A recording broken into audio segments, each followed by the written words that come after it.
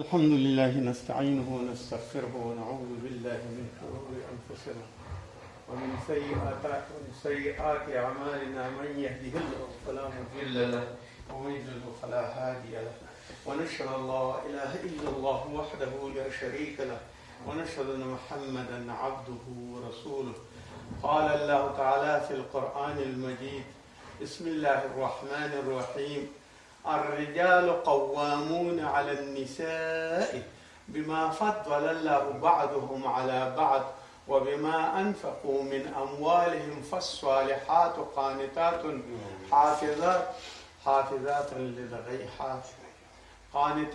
حافظات للغيب بما حفظ الله والتي تخافون نشوزهن فعظوهن واهجروهن في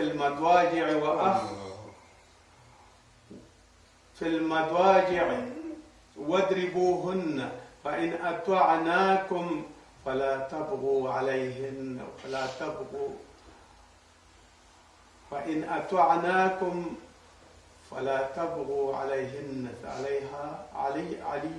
عليها سبيلا. في المضاجع واضربوهن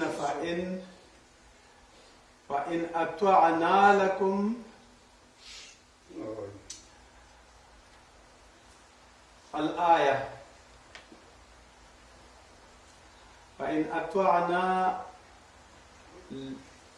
أطعنا لكم فلا تبغوا عليهن سبيلا إن الله كان عليا كبيرا. الآية. الله جل جلاله در قرآن عظیم شان نن ورځ موږ او تاسو قرآن عظیم شان په دې برخه کې کوو، بحث کوو چې د ښځې قضا څه ته وایي، قضا، او دا پنځمه برخه شپږمه برخه د قضا د ویلو ده، یعنی د ښځې قضا څنګه ده. خو اول باید په اسلام کې د دې باندې پوه شو چې ښځه کم حیثیت لري په دې اسلام کې او په دې ټولنه او په دې سوسایټۍ د اسلام کې. اسلامي امت کې ښځه کم یو حیثیت لري، په لحاظه د ټول لومړی د ښځې پیژندل ضروري دي په اسلامي سوسایټۍ کې، بیا وروسته د هغې نه ورته وظایف تقسیمول که په هره وظیفه کې وي نو ښځه په هغې باندې بیا ښه وي. نو الله جل جلاله داسې فرمایي په قرآن عظیم الشان کې: الرجال قوامون علی النساء. سړي چې دي قوامون، حاکمان دي او قوام دي، او قوام دي په چا باندې؟ علی النساء، په ښځو باندې. بما فضل الله، په دې صورت باندې چې الله جل جلاله فضیلت ورکړی دی بعضهم بعض د خلکو لره، او بعض د اشیاء لره، او بعض د محرمات، او بعض د نورو کوم شیونه چې دي په یو بل باندې سره امتیاز ورکړی دی، على بعض په بعضو باندې، او بما انفقوا من اموالهم، او هغه څوک دي دا سړي چې ځکه چې دوی نفقه کوي خپل مالونه، خپل د چا دپاره؟ د ښځو دپاره. او ښځې څنګه وي؟ فالصالحې ښځې، تابعدارې ښځې، قانتاتن چې تابع وي او فرمان مني او صالحه وي او د خاوند رضا کوي، د سړو رضا کوي، حافظات للغیب، او د خپل عیب دپاره هغه څه چې غلط کارونه دي د هغې حفاظت کوي، د شرم او د هغه څه نه چې هغه پې روا نه وي په شریعت کې، د هغې نه ځان ساتي. بما حفظ الله، هغې نه لرې کېږي. او هغه ښځې که بیا فرضاً ونه شي، واللاتي تخافون نشوزهن، او که بیا هغه ښځې وي چې نشوز کوي او اوامر نه مني، او په کور کې ستر او حیا نه کوي، بهر ته وځي او په خپله رایه او په خپله څرګندونه باندې هره خبره او هر کار په خپله باندې کوي، نو بیا د دې نشوز په حالت کې تاسو څه وایئ؟ فعظوهن، هغې ته وعظ وکئ. او که بیا په وعظ باندې ونه شوه او انساني اخلاقو باندې ونه شوه او په وعظ باندې ونه شوه، وهجروهن، بیا هغوی جدا کوي په خپلو بسترو کې، یعنی ځان نه لرې کوي، کور نه یې مه لرې کوئ، صرف په بستره کې او په کوټه او په داسې چې امکانات وي په داسې ځای کې د کور په ماحول کې ځان نه لرې کوي. فی المضاجع په بسترو کې، یعنې بستره ته یې بیله کوي، کوټه ته یې بیله کوي، بیل دی خو د کور نه یې مه وباسئ. وضربوهن، او که بیا په دې باندې مونه شوه، درېیمه مسله یې دا ده چې بیا ویې وهئ. خو وضربوهن فإن أطعنکم، که بیا بعد د هغې نه د دې اطاعت یې وکړو، یعنې ستاسو اطاعت یې وکړو، فلا تبغوا علیهن سبیلا، نورې لارې مه لټوئ، تسلیم شئ ورته او ورسره ښه ګزاره وکړئ او ښه اخلاق ورته وکړئ. ځکه چې ان الله کان علیا کبیره، الله تعالی ډېر لوی ذات دی او د ډېر لوی څښتن دی او تاسو ته به هم عفو وکړي او هغو ته به هم عفو وکړي. مونږ نن د دې دپاره چې قضا یا قضاوت د ښځې دپاره څنګه دی، اول ښځه وڅېړو. د آیات شریف کې داسې لیکلي چې الرجال قوامون، تفسیر ابن کثیر کې د دې ترجمه داسې کوي، یعنی الرجال قوامون، قوامون څه معنا؟ ای رجل، دغه خپله سړی چې دی، قیم، دا قایم دی او ولاړ دی او حاکم دی، علی المرأة، په ښځه باندې، ای هو رئیسها، دغه خاوند چې دی، دغه څښتن چې دی، دا زوج کې رئیسها، دا د دې ښځې رئیس دی، وکبیرها، او غټ او لوی دی او مشر دی، والحاکم، او حاکم دی په دې باندې، علیها، په دې ښځه باندې، ومؤدبها، او تادیب کوونکی دی که چېرته ښځه بې ادبه وي او داسې غلط کارونه کوي. اذا اعوجت، کله که کږه شي ښځه نو د دې ټولو شیونو باندې به وي. فلهذا قیوم، قوام، د حاکم په معنا، د مشر په معنا، د رئیس په معنا، او د داسې سړي په معنا چې ادب کولی شي په بل باندې. نو فلهذا الله ورته په دې باندې قایم شوی دی چې دا قوامون علی النساء، هو صحیح ده، بعضې په بعضو باندې انسانانو باندې فضیلتونه ورکول شوي که یو سړی ووایي چې دا فضیلت ولې په ښځه ورکول شوی دی. مونږ د دې سوال داسې و، پیغمبرانو ته ولې فضیلت ورکول شوی دی په نورو انسانانو باندې؟ په پیغمبرانو کې په خپله په یو پیغمبر ته ولې فضیلت ورکول شوی په بل پیغمبر باندې؟ که مونږ ویو چې د دنیا د نړۍ نوره آبادي مثال په طور باندې مسجد حرام ته یا کعبې مبارکې ته ولې تفوق او فضیلت ورکول شوی په نورو مقامونو باندې؟ بیت المقدس ته ولې په نورو مقامونو باندې مقام او ځای ورکول شوی او لوی ورکول شوی ده؟ فلهذا د هر شي دپاره خپل پاکوالی او سپېڅلتیا مهمه ده، او دا فرق یوازې داسې نه دی چې یعنې په انسانانو کې، دا انسان کې هم راځي، مکانونو کې هم راځي، حتی په حیواناتو کې. څومره فضیلت یو حیوان لري، څومره حیوان په فضیلت بل حیوان لري، څومره الفت په یو حیوان کې شته، څومره غضب او بد اخلاقي په بل حیوان کې شته. فلهذا یو په بل باندې فضیلتونه دا د الله تعالی هغه څه دي چې دا په خپله په کسبیاتو نه راځي. زه یې نشم جوړولی، ته یې نشي جوړولی، بل څوک دا فضیلت نشي جوړولی. صرف دا د الله جل جلاله یو خلقت دی چې بعضې خلکو ته فضیلت ورکړی وي په ډېرو شیانو کې او په ډېرو امتیازاتو باندې لمانځلي وي. دا د الله تعالی یو خاص کار دی. فلهذا د الله جل جلاله دغه ټول هر څه بیا د ښځې د تعدیب دپاره یې په خپله باندې مراحل کړي دي چې اوله مرحله دا ده که نشوز یې وکړه او ستا نافرماني کوله، نو اول به ورته وعظ وکړي او بیا د هغې وعظ نه به وروسته به یې بستره کې بیله کړي او بیا د هغې نه وروسته به یې ووهي که نه کېدله، خو وهل به داسې وهل نه ورکړي چې هغه په مخ باندې وهي یا په داسې ځای باندې ووایي چې هغه کسر د هډوکي پکې پیدا شي. بیا که تا ستا اطاعت یې وکړې هېڅ خبره نشته دی. ولا تبغوا علیهن، نور بیا لارې پسې مه لټوه. الله تعالی ډېر لوی ذات دی، الله تعالی به ژوند جوړ کړي. د بل آیات کې بیا د دې مصلحت جوړ کړی که ورانه شي او د دې نه وړاندې لاړه شي بیا فیصله وکړئ، خو هغه زمونږ موضوع نن نه ده. اوس مونږ صرف د ښځې دپاره همدا ویو. ښه، ښځه راووتله او ښځه راغله او ښځې دپاره ورکول شو. نن سبا ښځې څه وایي؟ ښځې دا وایي چې باید مونږ په هر شي کې اشتراک وکړو، هر ځای کې جوړ شو، هر ځای کې کارونه وکړو. څنګه کارونه کې؟ مثال په طور باندې اول مثال به دا واخلو چې په یو پارلمان کې څنګه ښځه راځي. په پارلمان کې چې ښځه راشي، تا ته خو ښځې ته دا ویلی شوي الرجال قوامون علی النساء، علما ورپسې لیکي لا فی البیوت، داسې نه دي ویلي چې په کورونو کې حاکمان دي، بلکې عام حاکمان دي په هر ځای کې. که پارلمان کې وي، که په وزارت کې وي، که په قضا کې وي، که په سیاست کې وي، په هر ځای کې حاکم دی. ځکه بیوت یې نه دي اختصاص کړي او مختص کړی نه ده ښځه چې په دې یو شي کې د دې باندې حاکمان دي، بلکې په هر ځای کې بلې خاصوالی نه د نر قیمومت او حکومت په ښځه باندې عام دی، په هر ځای کې دی. فلهذا اوس دا م راوړه پارلمان ته. پارلمان کې پریکړې کېږي په سیاست باندې. حال دا چې خپله سړی موجود وي د دپاره سیاست څه باندې د دې کنټرول نشي کولی د سیاست. دویمه خبره دا ده چې دغه ښځه راغله او په یو پارلمان کې یو ځای د سړو سره کېناسته، آیا د ده دپاره دا جواز ده چې د پردو خلکو سره کېني او خپل هر ساعت وهي او هر ساعت خبرې کوي او په توده یا په یو ټولي د نرانو کې ناسته وي؟ دویمه خبره دا ده. درېیمه خبره دا ده چې په پارلمان کې وزارتونه ماتېږي، وزارتونه جوړېږي، نور انتخابات کېږي، نظم و نسق د یو پادشاهي جوړېږي. آیا ښځه د دې قدرت لري چې دا نظم و نسق جوړ کړي؟ مالیات، معاشیات، نور ټول هغه اقتصادي کارونه، د صلح کارونه او د جنګ کارونه، آیا د ښځې دا استدلال شته؟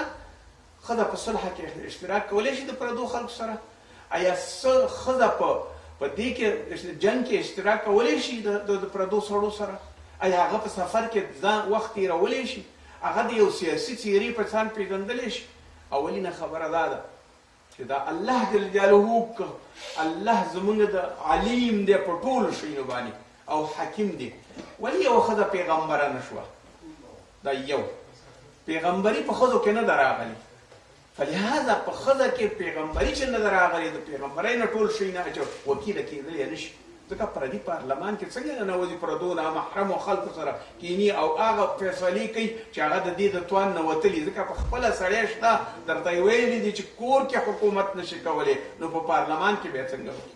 دویمه الله جل جلاله فرمایي وقرن فی بیوتکن، کینئ په خپلو کورونو کې ښځو ته وایي ولا تبرجن تبرج الجاهلیة الاولى، او مخ کاره کوئ خپل ډول و ډال د جاهلیت پیښې مه کوئ، خپې مه وهئ، نازونه مه کوئ، عطرونه مه استعمالوئ، سینګارونه مه کوئ، د جهالت مه کوئ. قرن فی بیوتکن، په خپلو کورونو کې کښېنئ او هېڅ وخت بهر ته ونه وځئ، ځکه چې ضرورت نه وي څه له په ښځه د وځي په دې باندې. کله چې دا ټول شیونه سړی په دې باندې پوه شي چې ښه زما حالات داسې دي او په دې ترتیب دا آیاتونه ټول د دې لپاره دي چې باید سړی وشي. ښځه د څه لپاره ده؟ فرمایي الله جل جلاله ومن آیاته ان خلق لكم من انفسکم ازواجا لتسکنوا الیها. د آیاتونو او د قدرتونو د الله نه دا دي چې تاسو ته یې ښځه پیدا کړې چې تاسو هغې سره سکونت وکړئ، الیها هغې سره سکون وکړئ، وجعل بینکم مودة ورحمه، او ستاسو ترمنځ د رحمت او مودت پیدا شي، تولد و تناسل وکړئ. او که دا تولد و تناسل دم در سره وځي بهر ته او ته م وځي بهر ته، آیا دا ښځه به اولاد څنګه روزي؟ په څه ترتیب باندې به یې روزي؟ ان فی ذلک لآیة لقوم یتفکرون. دې کې هغه څه دي چې دا خلک باید په دې باندې فکر وکړي چې ښځه که ووځي او دا دواړه ووځي او دا مودت او محبت نه وي، د دې لپاره به بیا څه چاره وي؟ آیا اولادونه به څوک تربیه کوي؟ حسن بصری رضی الله عنه روایت کې امرأة یوه ښځه الی النبي صلی الله علیه وسلم، نبي صلی الله علیه وسلم ته راغله، ان زوجها لطمها، د خپل خاوند وهلې وه په څپېړه باندې، په سیلي باندې وهلې وه. فقال رسول الله صلی الله علیه وسلم، ورته وفرمیل رسول الله صلی الله علیه وسلم القصاص، قصاص ته واخله، یعنې ته یې هم په څپېړه باندې ووهه، په کوم زور او په زبردستۍ چې ته وهلې په څپېړه باندې، په هماغه څپېړې ووایې. فانزل الله، الله جل جلاله دا آیات نازل کړ، الرجال قوامون علی النساء، سړي چې دي حاکمان دي، هیڅ وخت نشي کېدلی چې ته په دې باندې قصاص پې واخلي. د دې د تأدیب حق لري او د دې د څپېړې حق لري او په دې باندې نشي کولی چې دا کله. ورسول الله صلی الله علیه وسلم فرمایي چې کله دا آیات یې واورېدو، قال رسول الله صلی الله علیه وسلم اردت امرا، ما اراده کړې وه د یو امر، یعنې زه ترې قصاص واخلم، مګر و اراد الله غیره، الله تعالی یو بله اراده وکړه چې ما ته ویل چې قصاص دې نشي اخیستلی. یعنې ښځه سړی مستقل دی په دې باندې، نشي کولی چې د ښځې نه بېرته ښځه بېرته د سړي نه بدل واخلي. په هر صورت باندې دا د هغه څه دي چې د ښځې دپاره دا شیونه مقرر شوي دي او الله تعالی فرمایي ولهن مثل الذي عليهن بالمعروف وللرجال عليهن درجات. د دې دپاره د معروف ژوند دی، خپل هغه آزاد ژوند دی او خپل د ورځې او د شپې او د ورځې روزانه ژوند تېرول دي ورته په معروف صورت باندې او په ښه صورت باندې. او دا باندې پوه شئ وللرجال عليهن درجه، او په دې پوه شئ چې د سړو ته درجه شته دی په ښځه باندې، یعنی اوچت دي په خپله درجه، د الله درجه یعنی حکومت یې پرې کولی شي. والله عزیز حکیم، الله تعالی غالب دی او ښه پوهېږي. سوره بقره مخکینی صورت مې چې ولوسته هم هغه د پنځم د 4 آیاتو او د 5مې سپارې سوره بقرې او دا دویم مې چې ولوسته هم دا هم د سوره بقرې آیات دی او درجه په دې کې نوشته شوې ده د الله. دا هغه څه دي چې الله جل جلاله ورته فرمایي چې دا کار وکړه او پارلمان ته مه داخلېږه، وزارت ته مه داخلېږه، بل شي ته مه ځه، ځکه خپل کور کې اوسېږه او په همدې باندې آباده ده نړۍ. رسول الله صلی الله علیه وسلم ته یو خبر راورسېده چې په ایران کې شاهدخت پاچهي ته ورسېده. نو رسول الله صلی الله علیه وسلم په جواب کې اذا کان امراؤکم، کله چې ستاسو امرونه ښځو ته وسپارل شي نو بیا ستاسو دپاره دغه قوم به کله هم ترقي نه کوي، یعنی په هیڅ وخت کې به دې ترقي خاوند نشي ده. بل پیغمبر علیه الصلاة والسلام فرمایي اذا کان امراؤکم عن ابي هريره رضی الله عنه اذا کان امراؤکم اخیارکم، که ستاسو امیران ښه خلک وي او هغه کوم یو چې دولتمن خلک دي، اغنیاؤکم سمحاؤکم یعنی سخین خلک وي، ښه خلک وي او بخونکي او بخشش کوونکي وي. و امورکم شورا بینکم، او ستاسو نارینهو ترمنځ شورا بحث وي، په هر فقره او په هر کار کې تاسو د شورا نه کار اخلئ. فلهذا دې وخت کې د رسول الله صلی الله علیه وسلم شرط دا دی فظهر الارض خیر لکم من بطنها، په دې وخت کې ستاسو دپاره د مخ د ځمکې بهتره دی، ژوند بهتره دی من بطنها، د دې نه چې ستاسو دننه په قبرونو کې پرېوځئ او یا د ځمکې په خېټه کې پرېوځئ. و اذا کان امراؤکم، او کله وي ستاسو امراؤکم ستاسو امیران شرارکم بد خلک وي، بې خدایه خلک وي، بې عدالته خلک وي او د دنیا د مفاد دپاره راغلي وي او په قسمه قسم د دنیا په نومونو باندې دیموکراسي او سوسیالیزم او کمونیزم او د دې لپاره راغلي وي. اشرارکم شرار وي.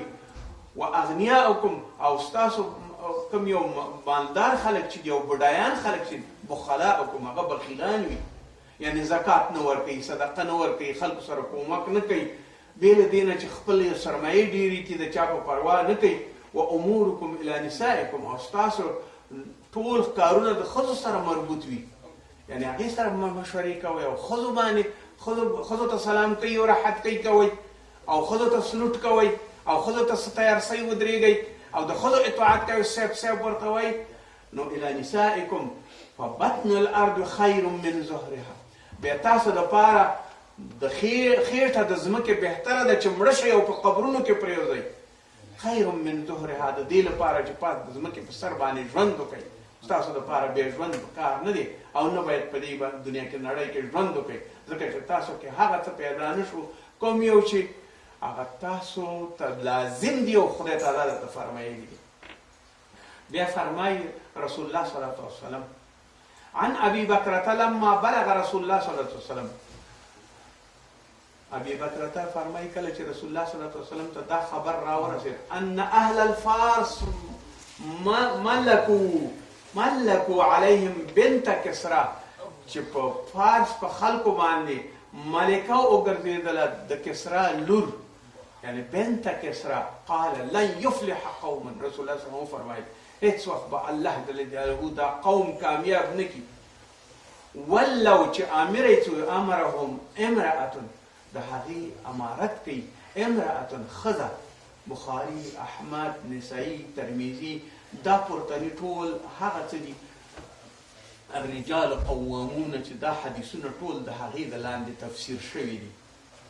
او بیا فرمایي رسول الله صلی الله علیه وسلم د یو حدیث یو ټوکړه داسې ده، بسم الله الرحمن والمرأة راعیة علی بیت بعلها وولدها وهي مسئولة عنهم. ښځه صرف د دې راعي ده او د دې وظیفهداره ده چې په کور د میړه کې او د خاوند کې وي او خپل بچي وساتي، د هغې ساتنه وکړي، حفاظت یې وکړي. مسئولة دی مسئوله ده عنهم د همدې د میړه د کور نه. اوس وګورئ ورته علما داسې دلیل تیری فرمایي چې حدیث کې فرمایي الجمعة حق واجب على كل مسلم. د جمعې مونځ په هر یو مسلم باندې حق دی فی جماعة چې جماعت ته لاړ شي الا اربعة. څلور کسه جمعې ته نشي ورتللی. کوم یو نشي ورتلی؟ عبد مملوک، هغه غلام چې د بل چا په اختیار کې وي نشي کولی، آزاد نه دی چې جمعې مانځه ته لاړ شي. و امرأة او ښځه نشي کولی چې د جمعې مانځه ته لاړ شي. و صبي او وړوکی ماشوم نشي کولی غیر ممایز چې هغه جومات ته لاړ شي. و مریض او مریض نشي کولی چې هغه مریض نشي کولی چې جومات ته لاړ شي. رواه ابو داود. دا ابو داود روایت کړی ښه چې دومره معذرت ولري چې جومات ته نشي تللی، دومره معذرت ولري چې بهر ته نشي تللی. دغه تقسیمات د الله جل جلاله د دې ټول مخلوق دپاره تقسیم کړي دي. نر دپاره خپل وظایف، جهاد کول، وظیفه اجرا کول، سفر کول، تجارت کول، تګ راتګ کول، بې محرم ته ضرورت نه لرل، په خپل سر باندې هر څه کول، او ښځې ته د محرم سره وتل د کور نه، او په کور کې اولاد تربیه کول، نظم و نقص په ځای کول. ټول هغه شؤونات چې درته دین ویلي دي، د میړه اطاعت کول، د بچو سالمه تربیه کول، یو پیغمبر تربیه کا، یو ولی تربیه کا، یو عالم تربیه کا، یو بهترین انسان تربیه کا. ستا شرافت او عزت د ښځې په دې کې دی چې ته یو عالم تربیه کړې، ته یو داسې تربیه ورکړې یو سړي ته چې د اخلاقو خاوند وي، هغه د ټول بصیرت خاوند وي، هغه بهترین انسان وي. فرمایي د حدیث شریف یو جز داسې دی عن ام عطیه، د ام عطیې نه روایت دی قالت نهینا عن الاتباع الجنائز. بخاري موږ وی الله موږ ښځې منع کړو رسول الله صلی الله علیه وسلم د جنازې نه، یعنی جنازې ته ښځې نشي تللی، زنانه نشي تللی، په لهذا منع یې کړو د جنازې نه. نو چې جنازې ته نشي تللی، جمعې ته نشي تللی، بهر ته نشي وتلی، بدون د محرم نه نشي وتلی، دا هغه معناګانې دي ټولې چې مخکې د دې نه دغه آیات شریف کې کوم یو شی ولوستل. وقرن فی بیوتکن، کښېنئ په خپلو ځایونو کې. د دې یو ډېر ښه مثال علما داسې وایي جنگ جمل یو ډېره لویه صفحه ده، یو ډېر لوی مضمون دی د غزواتو کې د رسول الله صلی الله علیه وسلم. عایشه صدیقه رضی الله تعالی عنها په یو ډولۍ کې کېناسته او جنگ جمل کې اشتراک وکړ. جنگ جمل کې 10,000 صحابه وفات شو. ولې؟ د یوې ښځې فکر و هغې نه پوهېده، او عایشې صدیقې ته دا رسېدلي و چې طلحه او زبیر ورته ویلي چې ته د عثمان رضی الله عنه خونبها واخله او د هغې د قتل هغه دیت واخله او د هغې د قتل بدل واخله. علي رضی الله عنه ویل چې وخت جوړ شي زه به یې واخلم، خو اوس زه په خلافت کې وارې خلافت ته انتخاب شم، زه به ټول کارونه. عایشه صدیقه رضی الله عنه سره د هغه کسانو چې په قتل د عثمان رضی الله عنه کې داخل وو، د دې لښکر ته ورغلل او بالاخره دې تشویق کړه دې ته چې جنگ جمل جوړ شي. جنگ جمل ته علي رضی الله عنه په خپله ورته راغی چې دا کار مه کوه، خو عایشې صدیقې رضی الله عنه نه وخت تېر شوی و، وخت تېر شوی و. جل الامر عن العتاب، وایي زما نه وخت تېر شو، نور زه پرې نه پوهېدم، یعنی زما د ارادې نه ووته خبره، زما د نیت نه ووته خبره، زما د اقتدار نه ووته خبره. جنگ جوړ شو، 10,000 شهدا، 10,000 صحابه شهیدان شو. علي رضی الله عنه د ټولو جنازه وکړه او د دې ټولو هر څه یې وکړه، او بعد د هغې نه چې کله چې او عایشې صدیقې رضی الله عنه ته ټولو صحابو داسې خط لیږلی او عبدالله بن عمر رضی الله عنه چې دا کار مه کوه. نور صحابو ټولو ورته دا ویلي چې دا کار مه کوه، دا دلیل نه دی ستا، ښځه نشي کولی چې په جنګ کې اشتراک وکړي، او نه قومنداني کولی شي، او نه سربراهي کولی شي، او نه ولایت کولی شي، دا کار مه کوه. علي رضی الله عنه سره بیا هم مقابله وکړه. بیا علي رضی الله عنه سره د دې چې دغه ټولې څه وکړه د دې خیمې ته راغی او هودج ته راغی او بیا په ډېر درنښت بیا بېرته سوره کړه په هودج کې او بیا مکې معظمې ته یې راواستوله.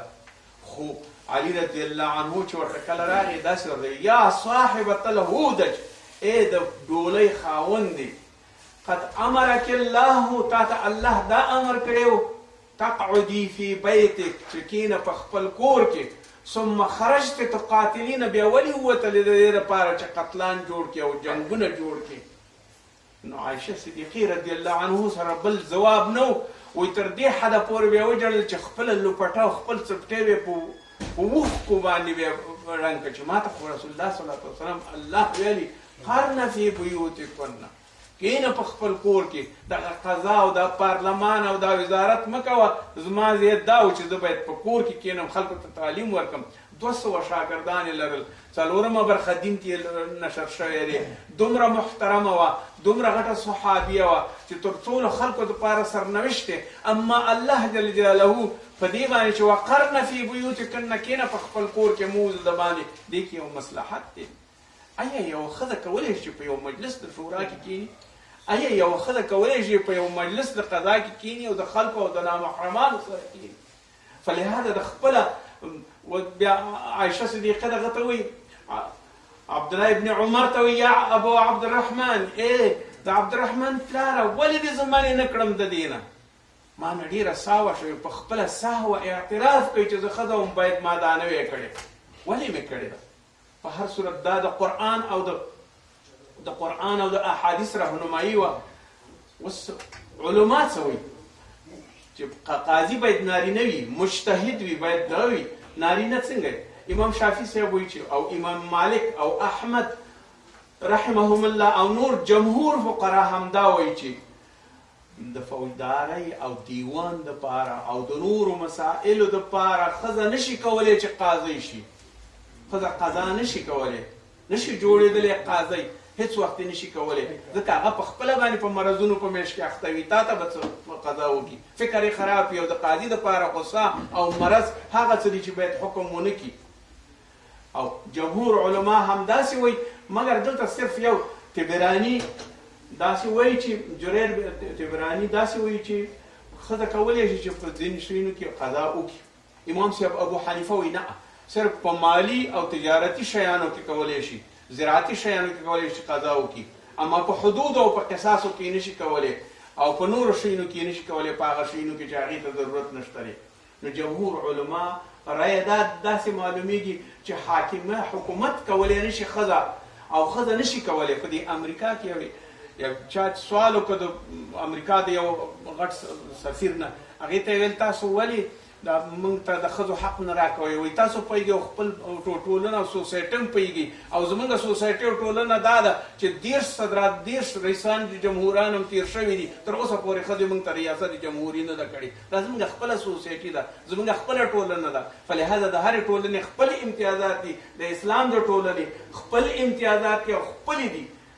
نو اوس د دې دپاره لا تكون المرأة حکما تقضي بین العامة، ښځه نشي کولی چې په عام خر کې علماو فرمایي چې د دې په منځ کې هېڅ وخت قضاوت وکړلی شي، او بیا خصوصا حدودو کې یو سړی په حد رسوي، یو سړی سنګسارۍ، یو سړی اعداموي، دې کې بالکل نشي کولی، ځکه هغه ناقص الدین او ناقص العقل ده، نشي کولی په هېڅ وخت ښځه باندې. د خلفاو راشدینو ته وګورئ، هغو ښځه نه ده مقرره کړې، رسول الله صلی الله علیه وسلم ښځه نه ده مقرره کړې، تابعینو نه ده مقرره کړې. زمونږ هېڅ وخت د ښځې دپاره شی نه دی شوی. دغه چې دا اوس کوم یو څوک چغې وي او دې دپاره وي، حتی تر دې اندازې پورې چې موږ باید د مور په نامه باندې یاد شو، ځکه چې زمینه د زنا مسایله شي، د میړه د خاوند د قید نه هم ووځي، او د مور پر باندې یاد شي چې پلار هېڅ معلومه نه وي، جنسي روابط یې داسې وي چې ازادانه وي. موږ نشو کولی چې په هره ټولنه کې د یو بلې ټولنې اثر راوړو او هلته یې بیا تطبیق کړو. هره ټولنه خپل سنت لري، خپل عنعنات لري، خپل کتاب لري، خپل هر څه هغه څه چې برابر دي هغه لري. امام شافعي صاحب، امام مالک، امام احمد او امام طحاوي دا ټول په دې باندې دي چې د فاسق قضا روانه ده، مګر امام صاحب ابو حنیفه وایي فاسق له قضا وکړي، خو کله چې دی کولی شي چې قضا وکړي، نور وایي چې نه فاسق دی هم قضا نه کوي، عالم دی وي، پوه دی وي، مجتهد دی وي، نر دی وي، نه ښځه، مریض دی نه وي، تکلیف دی نه وي، باید داسې یو سړی قضا وکړي. ربنا آتنا في الدنيا حسنة وفي الآخرة حسنة وقنا عذاب النار وصلى الله عليه وسلم.